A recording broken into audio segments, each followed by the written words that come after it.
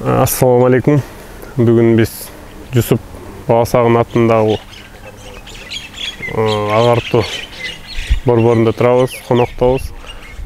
Біз шейх Абдрахим ұстаздан көп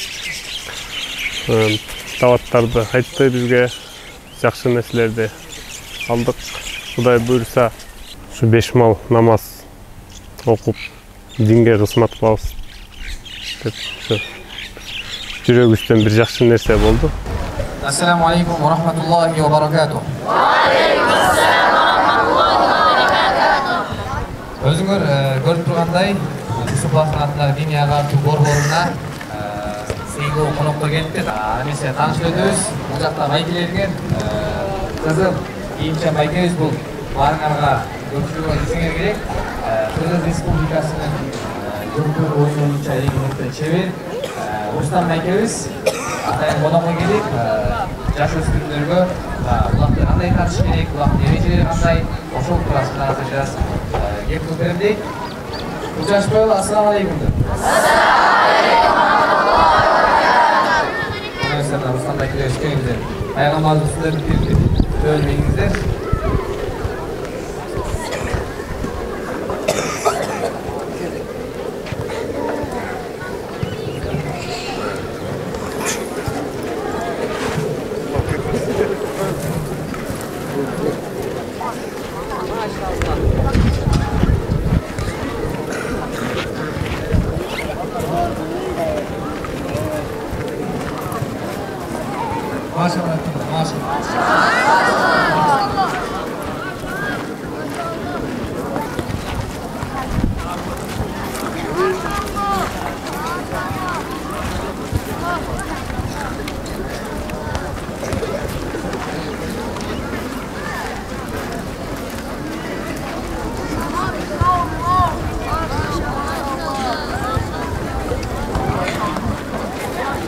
Oyun talasında komandalарына даяр екен. Азыр саламдашып, анан oyundu баштайбыз. Келиңиздер.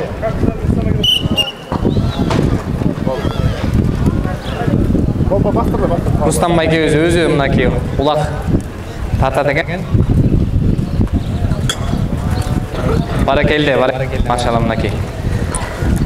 Келиңиздер, бат алып кетиңиздер элден.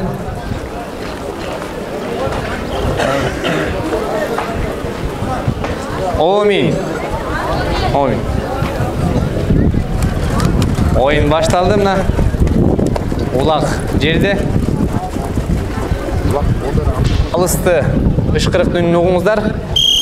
Baştaldı эмесе. Barakelde. Ruslan байке өзү улак деңди, barakelde кет, танаки тайгазанды көстөй. Бир элең туруп. Бирок Maşallah Tayğazan qolaq düştü, barakelde.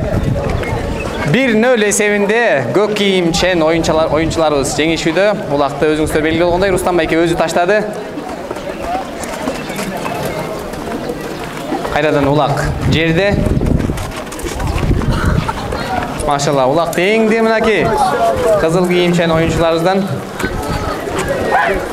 Улак Тайгазанды көздөй кетти, barakelde. Анакей Barakelde, бирок улак тилекке каршы Тайгазанга түшпөй калды. Улак жерде азыр. Рустам байкебиз өзү эңип туруп такымга баскан кербези мына.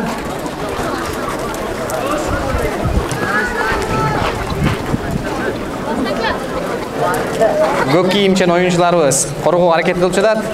Бирок Рустам байке мынакей Тайгазанды көздөй кетти, бирок тилекке каршы улак түшпөй калды. Кайрадан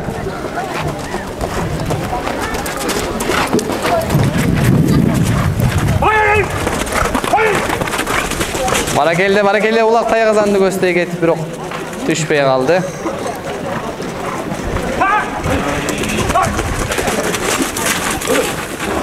Машалла, barakelde. Чоң рахмат, жакшы оюн көргөзүп бериңиздер, Алла разы болсун.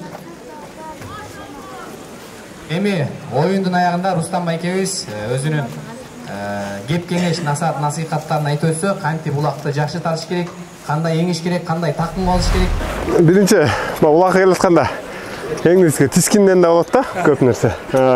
Бул тискин узунураак болсо, бизден улакта улак басып келаткан киши эки жагынан тартып келатканда бул тискини тартыш үчүн узун болсо кичине кыйыныраак болот тартканга. Анткени муну тартыш үчүн артка чалкалап мындай тартыш керек. Эгер тискин бизде мындай мен постоянно кыскараак туйм. Тискин постоянно ушундай. Ушул жерде болот да меники. Тартканда мындайрактан батыраак да. А эмнеге муну айтып атам? Тардычы. Эгер мен улакка мынакей жабышып келатканда, нар жагынан бизде мындай да тактика бар.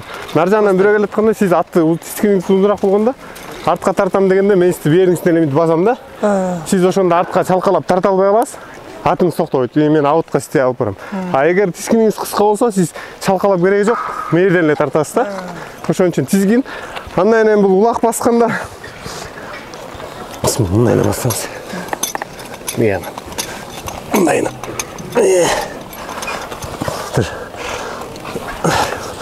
Бул мына басылып турганда, мунун жулуш керек да каршылаштан. Бизге азыр бизде мындай колдонулат. Бул эми биз азыр муляштатпайбыз да, беркинде. Эгер ошол беркинде улак болгондо мен мисалы үчүн 2 жиликтен кармайм, сиздин кармаган жилиңизден. Таги. Мынакей, бул жиликтен да кармайм да. Бул 2 жиликтин колуңуздун астынан кармап, мына кармай бересиз. Сиз бардасыз да. Мен муну бери тартып, мээриңизден басам, көрдүңүзбү? Мына. Бул жерден алгандан кийин болду улак мага чыгат да мына. Сразу. Анан дагы бир нерсеси бар. Бул эми баа токтоп турганда, топтошуп турган кезде ушул көп колдонулат. Анан атыбыз мындай күйлү кетип баратканда, бул көбүнчө буга да жакшы да. Бул жиликтен эле кармайм мен. Бутту мээрге тыгам, мээриңизге. Бутумду. И анан атымды бияка кайрыйм да. Бутуңуз шарт, мен улак тартып мындай басып алам да. Анан бул эң немеси улак эңгенде кээ бир балдар бар. Улак теңишет. Улак менен кошо минтип турат да. Бул болбойт. Негизи биринчи улак теңдиң көчүктү жерге коюш керек да мындай.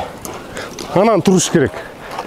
А турган малда экинчи жиликти кармай туруп, кээ бирөө минтип алып басат да. Бул да туура эмес да, эми баа биздин. Бул көтөрүлүп келгенде эле жамбашты кичине мыякка чыгарасың.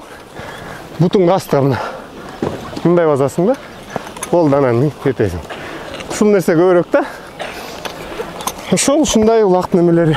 Ассаламу алейкум, урматтуу мусулман бир туугандар. Сиздер менен кайрадан Нур Медиа каналы. Бүгүн биздин эң негизги карманыбыз Кыргыз Республикасынын көкбөр оюндары боюнча эң мыкты чебер оюнчу Рустам Тыналиев агабыз менен азыр биз маектешебиз. Андыктан экрандан алыспай туруңуздар. Ассаламу алейкум. Кандай Рустам аке? Жакшысызбы? Ден соолуктарыңыз? Жакшы, иштериңиз болуп атабы? Акырындан. Сиз менен биз кыскача маектешейин деди элек. Сиз элге таанымал адамсыз. Мына Рустам аке, сиз ушул көкбөр ой боюнча эл журтка таанымал эң мыкты баягы ат жалында бекем турган эр азамат жигиттерденсиз. Мындай көптөгөн ийгиликтерге учурда биз билип атабыз, угуп атабыз, жетишпей атабыз. Эми ушунун себеби эмнеде? Сыры барбы, кандай? Сыры деле жок эч кандай. Болгону бул Аллах Тааланын жардамы менен Кудай Таалам ушу өнөрдү берип койду. Ошо бардык нерсе ошо Аллах Тааладан болот. Эңиз ушу ден соолук берсе, анан көкбөрү чабып атабыз.